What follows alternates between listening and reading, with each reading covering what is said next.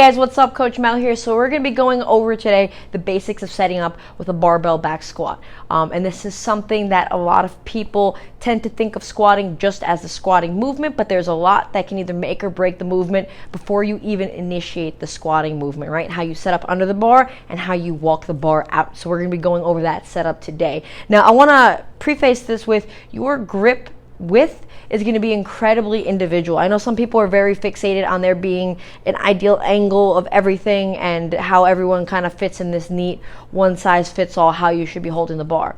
But there are things like different abilities in shoulder flexibility, pre-existing shoulder issues, right? That might not let you go super narrow. The size of the individual, right? So realize that that's all going to play a factor in how wide or how narrow you are. Now, I'm a pretty small individual. I have really good shoulder mobility. My shoulder is relatively healthy. I have a very narrow grip that might be different for you. But as a general rule, the wider we go, the harder it's going to be to keep the barbell tight on my back. The narrower we go, the easier it's going to be. Now, when I set up, I'm always my thumb is just outside where the knurling, the rough part of the bar begins. And when I set up, I make sure that I'm pinching my shoulder blades together. Now, what's that doing? It's creating a little shelf, especially if you squat low bar, and all that dictates is the placement of the bar on your back. I squat low bar, that means the bar is right on my rear delts, and I'm pinching my shoulder blades together to make that shelf. Now, when I do this,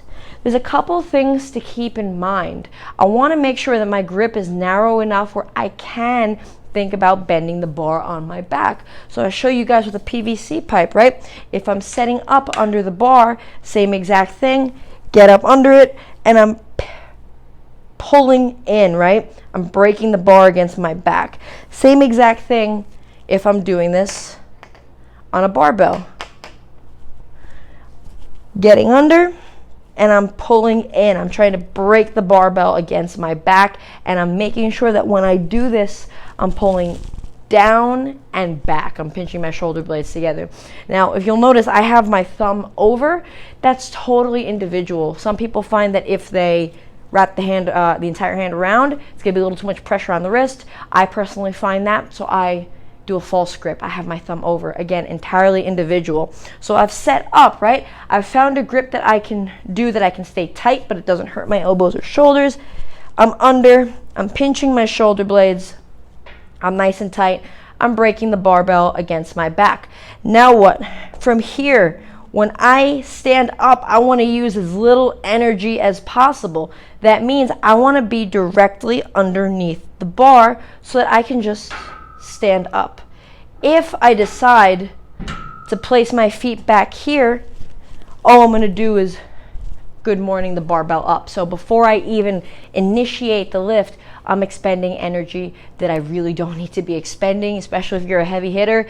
That little mini good morning is going to take a lot out of your back. We want to keep this as brief as possible, right? There's no extra credit for running a half marathon with the bar on your back.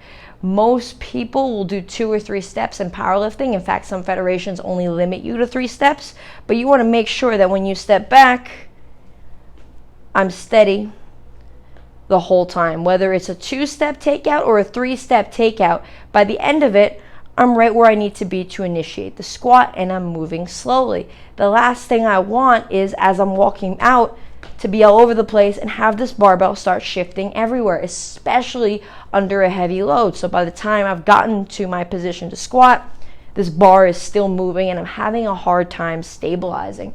So I want to make sure I'm going nice and slow. As I step out, everything's under control.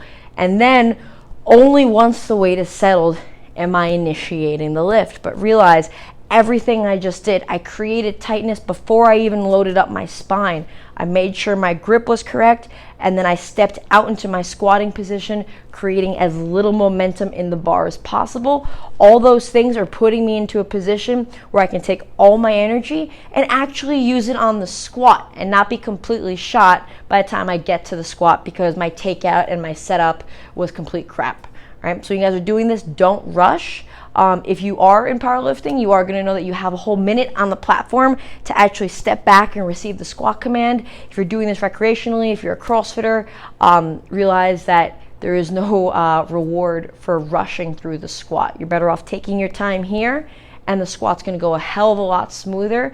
I've seen a lot of really strong people who've really good form throw everything out of whack because their setup was garbage. If your setup isn't good, you can't express the strength and technique that you have in the squat because you haven't put yourself in a position to be able to do that.